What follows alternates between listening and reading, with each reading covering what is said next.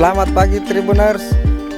Saat ini saya berada di gerbang Hutan Pinus Bulu Tanah, Lapariaja, Kabupaten Bone, sekitar 12 km dari Jalan Poros Lapariaja Makassar.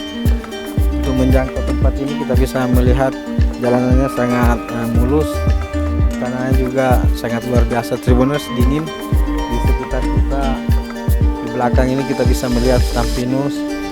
Kemudian di kiri kanan kita bisa melihat pemandangan yang begitu menakjubkan dengan disertai kabut yang menyelimuti setiap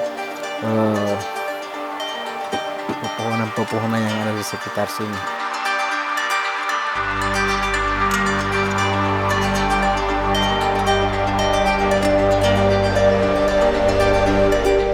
Tribuners, untuk masuk dalam ini kita bisa cukup membayar 3.000 per orang.